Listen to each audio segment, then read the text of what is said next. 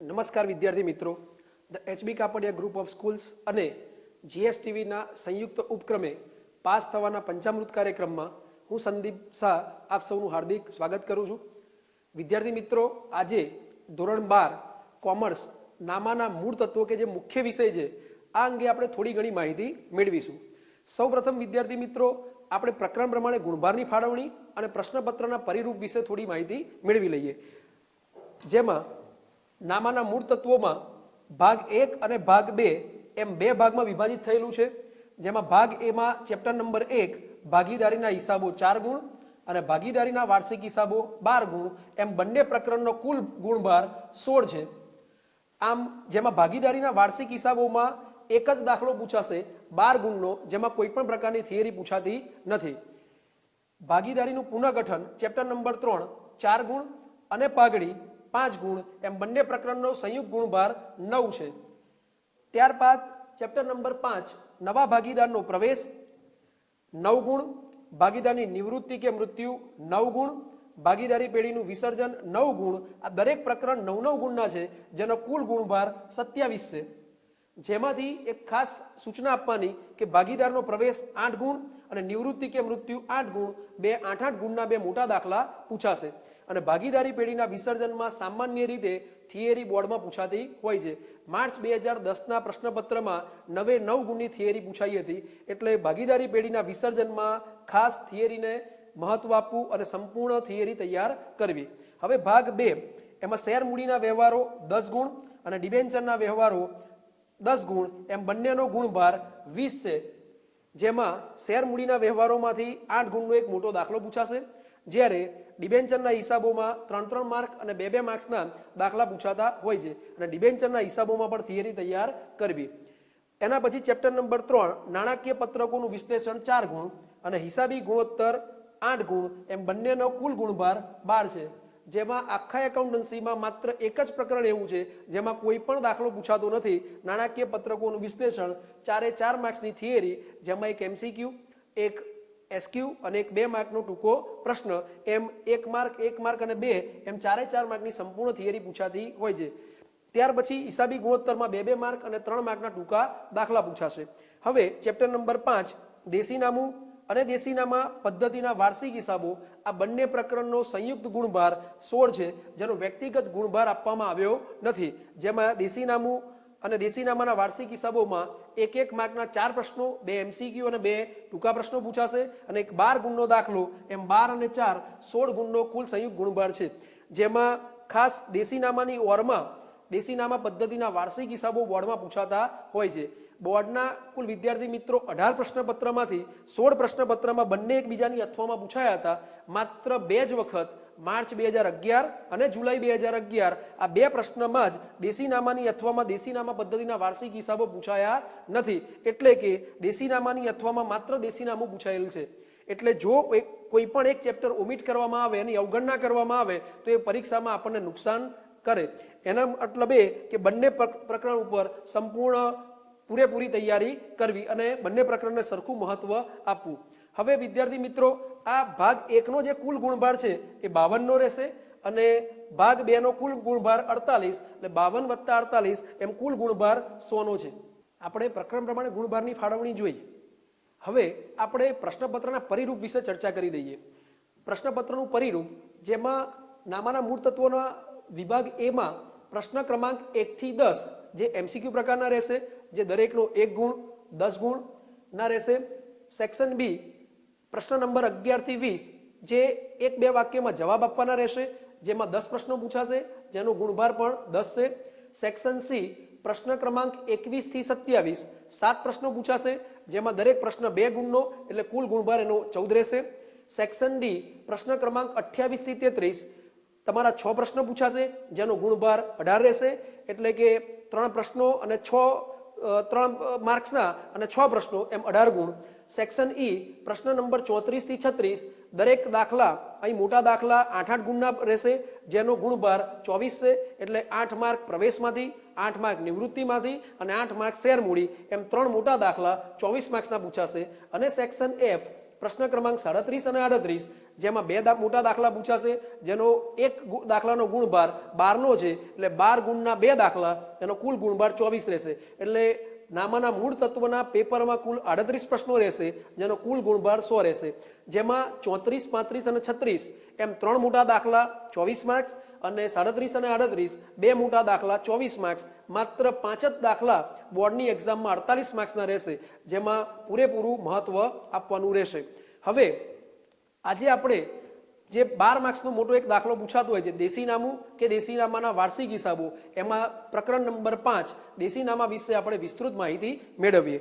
સૌપ્રથમ દેશીનામા પદ્ધતિ કે દેશીનામા પદ્ધતિના વાર્ષિક હિસાબો ગણવા. આમાં શું ગણવું, વિદ્યાર્થીઓ મૂંઝાતા હોય છે. તો બંને પ્રકરણને સરખું મહત્વ આપવું, કારણ કે ઘણી વખત દેશીનામાની ઓરમાં દેશીનામું પૂછાઈ જાય ત્યારે માર્ક્સનું નુકસાન જવાનો સંભવ રહે છે. આજે આપણે દેશીનામા વિશે થોડી ઘણી માહિતી મેળવીએ, જેમાં દેશીનામાના પારિભાષિક શબ્દો આપણે જોઈ લેવા પડે. દેશીનામા અંગે સામાન્ય સમજૂતી આપીએ, તેમાં પારિભાષિક શબ્દોમાં પહેલો શબ્દ શ્રી શાહ ખાતું. હવે પ્રશ્ન એ થાય કે શ્રી શા માટે? તો દેશીનામા પદ્ધતિમાં શ્રીને શુભ ચિહ્ન ગણવામાં આવે છે, એટલે દરેક ખાતાની આગળ શ્રી શબ્દ લખવામાં આવે છે. શ્રી પગાર ખાતું, શ્રી મહેશભાઈ ખાતું, શ્રી મુસાફરી ખર્ચ ખાતું, કોઈ પણ ખાતાની આગળ શ્રી શબ્દ લખવામાં આવે છે, કારણ કે શ્રીને એ દેશીનામામાં શુભ ગણવામાં આવે છે. સૌથી પહેલા શ્રી શાહ ખાતું. શાહ ખાતું કોઈ પણ વ્યક્તિ ધંધામાં નાણાં આપી ગયું હોય અથવા ધંધામાંથી નાણાં ચૂકવવામાં આવ્યા હોય, પરંતુ એ વ્યક્તિનું નામ યાદ ના આવતું હોય, ત્યારે કામચલાઉ ધોરણે જે ખાતાનો ઉપયોગ થાય છે તેને શ્રી શાહ ખાતું કહેવામાં આવે છે. ફરી એક વખત, કોઈ ધંધામાં નાણાં આપી ગયું હોય અથવા ધંધામાંથી નાણાં ચૂકવ્યા હોય, પણ એ વ્યક્તિનું નામ યાદ ન આવતું હોય, ત્યારે જે ખાતાનો ઉપયોગ થાય છે તેને શ્રી શાહ ખાતું કહેવામાં આવે છે. ત્યારબાદ શ્રી તસલમાત ખાતું. ધંધામાં કોઈ ખર્ચ ચૂકવ્યો હોય અથવા કોઈ આવક મળી હોય, પણ આ ખર્ચ અથવા આવકનું કારણ યાદ ના આવતું હોય, ત્યારે કામચલાઉ ધોરણે જે ખાતાનો ઉપયોગ થાય છે તેને શ્રી તસલમાત ખાતું કહેવામાં આવે છે.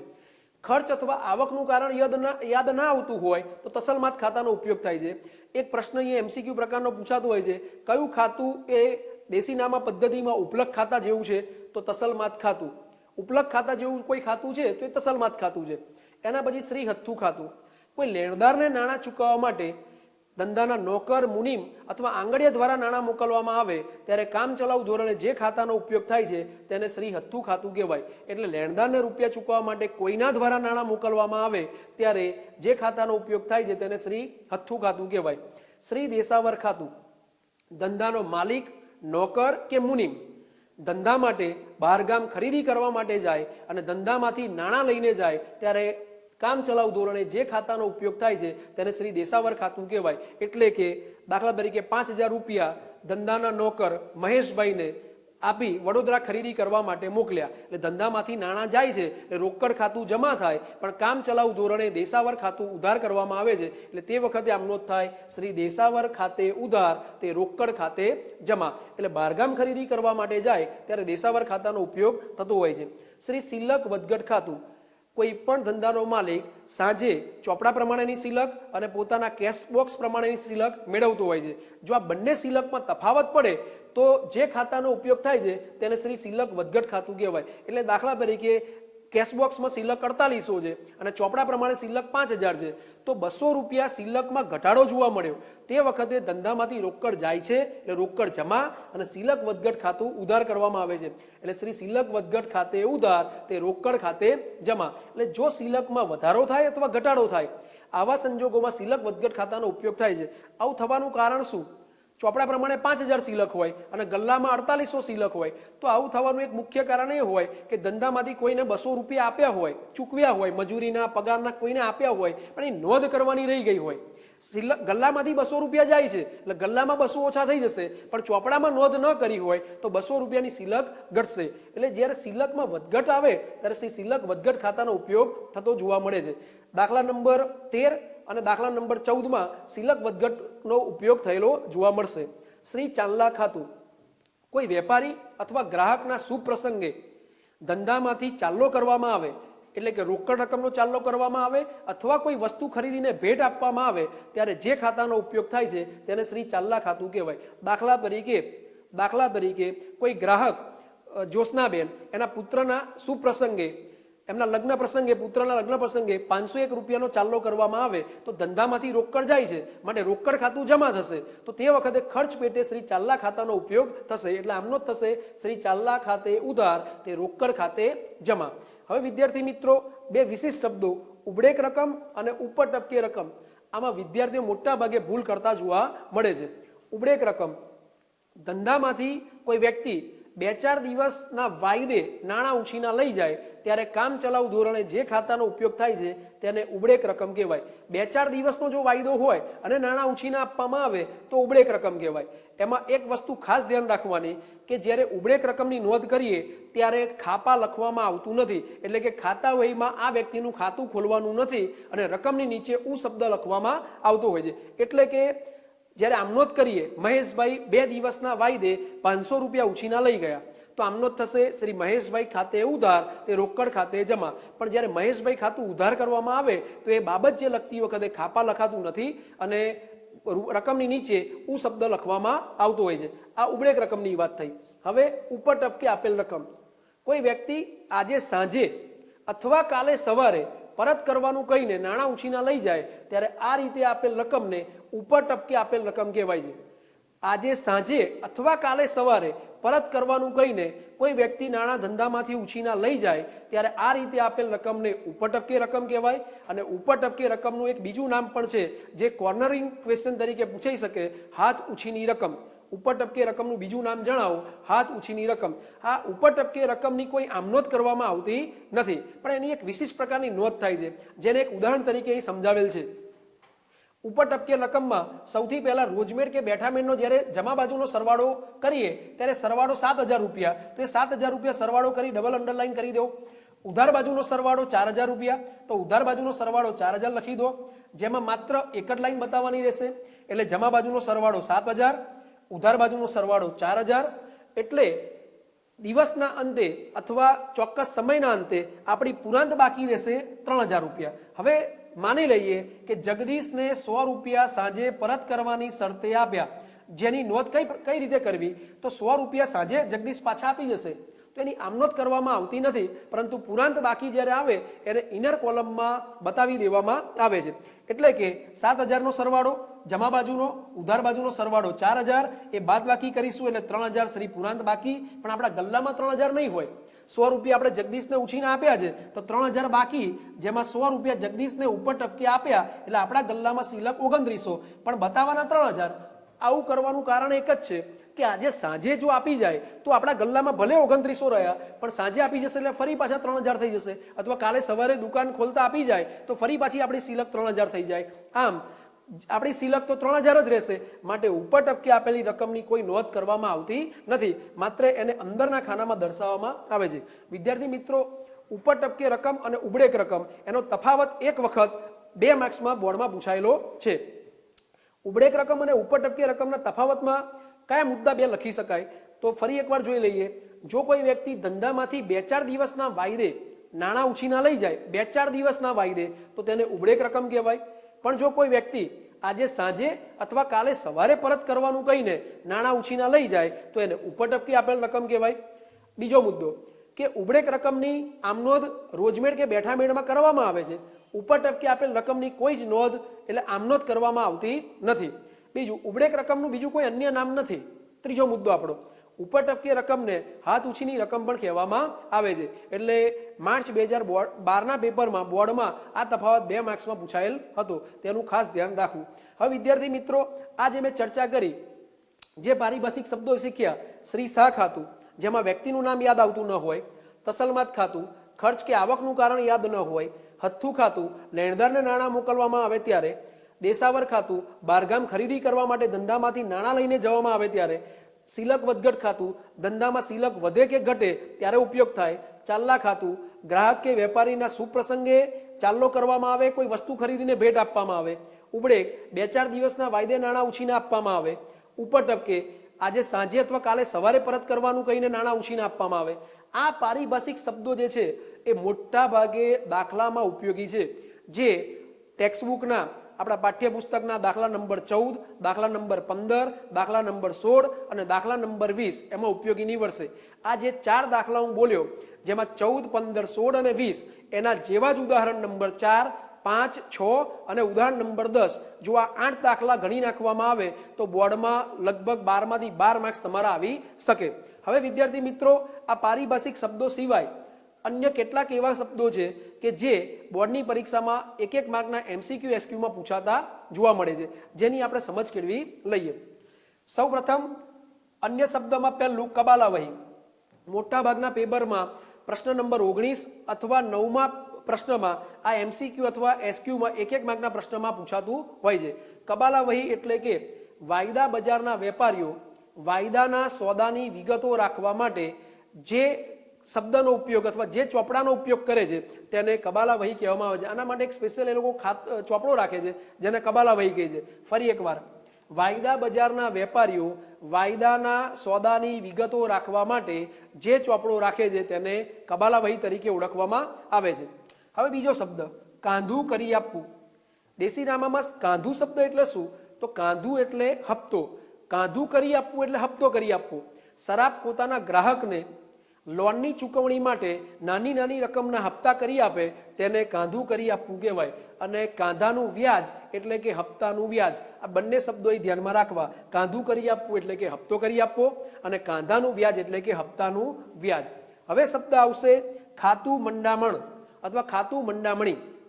તો સરાફ પોતાના ગ્રાહકનું ખાતું પોતાના ચોપડે ખોલી આપવા બદલ ગ્રાહક પાસેથી અમુક રકમ લે છે. સરાફ પોતાના ગ્રાહકનું ખાતું પોતાના ચોપડે ખોલી આપવા બદલ ગ્રાહક પાસેથી અમુક રકમ લે છે, તેને ખાતું મંડામણી કહેવાય. આવું શા માટે? તો આપણે બેંકમાં ખાતું ખોલાવીએ તો સામાન્ય રીતે પહેલા 500 કે 1000 રૂપિયા ડિપોઝિટ તરીકે મૂકવા પડતા હોય છે. જો કે ઘણીવાર શૂન્ય બેલેન્સ ઉપર પણ ખાતું ખુલતું હોય છે, પણ આમ છતાં સામાન્ય રીતે ખાતું ખોલાવવા જઈએ તો 200, 500 કે 1000 રૂપિયાથી ખાતું ખુલતું હોય છે. એવી રીતે સરાફ પણ ગ્રાહકનું ખાતું પોતાના ચોપડે ખોલવા એની પાસેથી અમુક રકમ ડિપોઝિટ પેટે લેતા હોય છે, જેને ખાતું મંડામણી તરીકે ઓળખવામાં આવે છે. હવે કોથળી છોડામણી. કોથળી છોડામણી એટલે શું?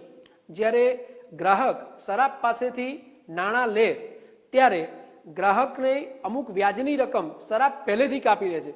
દાખલા તરીકે 10,000 રૂપિયાની લોન લેવામાં આવે તો પ્રથમ માસનું વ્યાજ 200 કે 300 રૂપિયા કાપીને એને 9,700નું ધિરાણ કરવામાં આવે છે. એટલે લોનની રકમ એને 10,000 ગણાય, પણ એને આપવામાં આવે છે 9,700. એટલે આ રીતે રકમ જે કાપી લેવામાં આવે છે તેને કોથળી છોડામણી કહેવામાં આવે છે. ફરી એક વખત, આ બંને ખાતું મંડામણી અને કોથળી છોડામણી એમાં વિદ્યાર્થીઓ ભૂલ કરતા હોય છે. ખાતું મંડામણી એટલે સરાફ ગ્રાહકનું ખાતું પોતાના ચોપડે ખોલી આપવા બદલ ગ્રાહક પાસેથી અમુક રકમ લે છે, તેને ખાતું મંડામણી કહેવાય. જ્યારે કોથળી છોડામણી એટલે ગ્રાહક જ્યારે સરાફ પાસેથી લોન લેવા જાય ત્યારે લોન આપતી વખતે સરાફ અમુક રકમ કાપી લે છે પહેલેથી, જેને કોથળી છોડામણી તરીકે ઓળખવામાં આવે છે. હવે ખાતાનું સાંધણ. સૌપ્રથમ ખાતા વહી હોય એમાં દરેક પાના ઉપર દરેક ખાતું તૈયાર કરવામાં આવેલું હોય છે. એટલે એક ખાતા માટે સામાન્ય રીતે એક કોરું પેજ રાખવામાં આવેલું હોય છે. જો વ્યવહારની સંખ્યા વધારે હોય અને ખાતું ભરાઈ જાય ત્યારે ખાતાની અનુક્રમણિકા પ્રમાણે દરેક ખાતાને નંબર આપી દેવામાં આવે છે. પણ જો ખાતું ભરાઈ જાય તો એને પાછળના કોઈ પેજ ઉપર લઈ જવાની પ્રક્રિયાને ખાતાનું સાંધણ કહેવાય. એટલે દાખલા તરીકે પગાર ખાતું. હવે પગારના બધા વ્યવહારો વધારે હોય અને પગાર ખાતું ભરાઈ જાય તો પગાર ખાતાને પાછળના કોઈ 75 કે 80 નંબરના પેજ ઉપર લઈ જવામાં આવે, કોરા પેજ ઉપર, તેને ખાતાનું સાંધણ કહેવામાં આવે છે. હવે વિદ્યાર્થી મિત્રો, આવરો. આવરો એટલે શું? તો દેશી નામા પદ્ધતિમાં સામાન્ય રોજમેળ, બેઠોમેળ તો લખવામાં આવે જ છે, ઉધારનોંધ, જમાનોંધ લખવામાં આવે છે. પણ બેઠોમેળ, જમાનોંધ, ઉધારનોંધ, રોજમેળ લખાઈ ગયા પછી અઠવાડિયે 15 દિવસે અમુક ચોક્કસ સમયે દેશી નામું પાકું કરવાના હેતુથી જે એક બીજો અલગ ચોપડો રાખવામાં આવે છે તેને આવરો કહેવામાં આવે છે. ફરી એક વખત, અઠવાડિયે 15 દિવસે કે અમુક ચોક્કસ સમયે રોજમેળ, બેઠોમેળ કે જમાનોંધ, ઉધારનોંધના વ્યવહારો ફરીથી બીજા એક ચોપડામાં રાખવામાં આવે તેને આવરો તરીકે ઓળખવામાં આવે છે. આવરો સામાન્ય રીતે શું કામ રાખવામાં આવે છે? તો આવરો ભૂલો સુધારવા માટે અને અંકુશના સાધન તરીકે ઉપયોગમાં લેવામાં આવે છે. અને આવરો કોણ રાખે છે? તો આવરો મોટા ભાગે મોટા વેપારીઓ અને સરાફો રાખે છે. એટલે આ જે આવરો પ્રશ્ન છે એમાંથી 3 મુદ્દા નીકળે છે. આવરો એટલે શું? આવરો શા માટે ઉપયોગી છે? અને આવરો કોણ રાખે છે? આવરો ફરી એક વખત કે અઠવાડિયે 15 દિવસે કે ચોક્કસ મુદતે રોજમેળ, બેઠોમેળ, જમાનોંધ, ઉધાર નોંધમાં નોંધાઈ ગયેલા વ્યવહારો ફરી નોંધ કરવા માટે જે ચોપડો રખાય છે તેને આવરો કહેવામાં આવે છે. અને આવરો શા માટે રખાય છે? તો આવરો અંકુશના સાધન તરીકે અને નામું પાકું કરવાના હેતુથી રાખવામાં આવે છે. અને આવરો કોણ રાખે છે? તો આવરો મોટાભાગે મોટા વેપારીઓ અને સરાફો રાખે છે. હવે ઉતારો એટલે કે દેશી નામા પદ્ધતિમાં દરેક ખાતાની બાકીના આધારે જે પત્રક તૈયાર કરવામાં આવે છે તેને ઉતારો કહેવાય. આ ઉતારો એટલે કે દ્વિનોંધી નામા પદ્ધતિનું કાચું સરવૈયું. પણ જ્યારે ઉતારાની વ્યાખ્યા પૂછાય ત્યારે દરેક ખાતાની બાકીના અંતે જે એક પત્રક તૈયાર કરવામાં આવે છે તેને ઉતારો કહીશું. હવે વિદ્યાર્થી મિત્રો, કબાલા વહી, કાંધું કરી આપવું, ખાતું મંડામણી, કોથળી છોડામણી, ખાતાનું સાંધણ, આવરો અને ઉતારો, આ જે પારિભાષિક શબ્દો છે એનો દાખલામાં ઉપયોગ થતો નથી. 1 માર્કના MCQ અથવા SQ માં પૂછાતા શબ્દો છે. હવે આના સિવાય જ્યારે દેશી નામું આપણે શરૂ કરીએ ત્યારે એની શરૂઆત જ શ્રી પુરાણ જણસે થી થતી હોય છે. પુરાણ જણસે એટલે શરૂઆતની રોકડ સિલક, એટલે દાખલાની શરૂઆત જ શરૂઆતની રોકડ સિલકથી થાય, જ્યારે દેશી નામા પદ્ધતિમાં પુરાણ જણસે કહેવાય. એટલે કે ધંધો જૂનો હોય તો દાખલામાં તમને સિલક આપેલી હશે ત્યાંથી દાખલો સ્ટાર્ટ કરવામાં આવે છે. પણ જો ધંધો નવો હોય, બિલકુલ નવો, તો શરૂઆતની રોકડ સિલક હશે નહીં.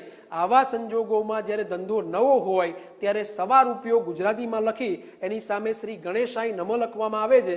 એટલે કે શ્રી ગણેશાઈ નમ અને સવા રૂપિયો લખવાથી ધંધાનું સારું થાય છે એવી માન્યતા છે. એટલા માટે સવા રૂપિયો લખી શ્રી ગણેશાઈ નમ લખવામાં આવે છે. પણ આ સવા રૂપિયાને ટોટલમાં કાઉન્ટ કરવામાં આવતું નથી. એ સવા રૂપિયાના ટોટલમાં આપણે કાઉન્ટ કરતા નથી. હવે રોજમેળ કે બેઠોમેળનો જ્યારે સરવાળો કરીએ ત્યારે રોજમેળ કે બેઠામેળના સરવાળા કર્યા પછી છેલ્લે જે ઉધાર બાજુ રકમ ખૂટે તે ઉધાર બાજુની રકમને સામાન્ય રીતે પુરાંત બાકી કહેવામાં આવે છે. એટલે કે આ આખરની રોકડ સિલક દર્શાવે છે. વિદ્યાર્થી મિત્રો, આ પારિભાષિક શબ્દો વિશે આપણે માહિતી જોઈ. હવે દાખલામાં એના સિવાય જો કોઈ એવા શબ્દો આવે કે જે તમારા માટે ઉપયોગી હોય પણ જે એનો આમાં ઉલ્લેખ કરેલો નથી, તો એવા શબ્દો વિશે ખાલી 1-2 શબ્દો વિશે આપણે રજૂઆત કરી દઈએ. એમાં ખર્ચની રકમ ખૂબ જ નાની હોય, દાખલા તરીકે ચા નાસ્તા ખર્ચ, ઠંડા પીણાનો ખર્ચ, આઈસ્ક્રીમનો ખર્ચ, તો એના માટે દેશી નામા પદ્ધતિમાં સામાન્ય રીતે દુકાન ખર્ચનો ઉપયોગ કરવામાં આવે છે. એટલે કે ચા નાસ્તાના 50 રૂપિયા ચૂકવ્યા તો ચા નાસ્તા ખર્ચ ખાતે ઉધાર તે રોકડ ખાતે એવું લખવામાં આવતું નથી.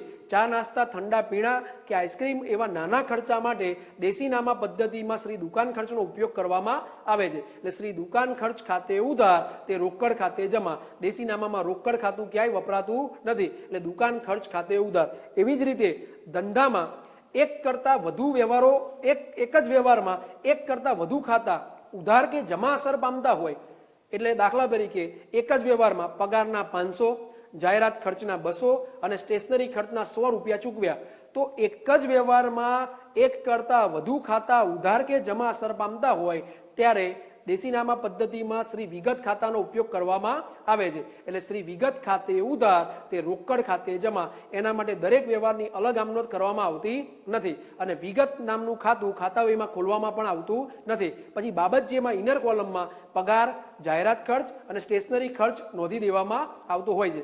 વિદ્યાર્થી મિત્રો, આપણે દેશી નામાના પારિભાષિક શબ્દો વિશે વિસ્તૃતમાં સમજ મેળવી. હવે આ પ્રકરણ 5 દેશી નામું અને પ્રકરણ 6 દેશી નામાના વાર્ષિક હિસાબો, આ બંને પ્રકરણ એકબીજાની વારમાં પૂછાતા હોય છે. પણ દેશી નામું એ પ્રકરણ ખૂબ જ ઉપયોગી છે. આમાં પારિભાષિક શબ્દો વિશે પણ આપણે માહિતી મેળવી. એના દાખલાના ક્રમાંક દાખલા નંબર 14, 15, 16 અને દાખલા નંબર 20 અને એના જેવા જ દાખલાની પ્રેક્ટિસ માટે ઉદાહરણ 4, ઉદાહરણ 5, ઉદાહરણ 6 અને ઉદાહરણ 10 આ 8 દાખલાની મેક્સિમમ પ્રેક્ટિસ કરવાથી મહત્તમ માર્ક મેળવી શકાય. આજે વિદ્યાર્થી મિત્રો, આપણે દેશી નામા પદ્ધતિમાં ચેપ્ટર નંબર 5 વિશે વિસ્તૃતમાં સમજ કેળવી. હવે નવા એપિસોડમાં નામાના મૂળ તત્વો વિશે HB કાપડિયા સ્કૂલ્સના નિષ્ણાત શિક્ષકો તમને વિશેષ માહિતી આપશે, જેનો તમને વધુમાં વધુ માર્ક લેવા માટે તમે ઉપયોગ કરી શકશો.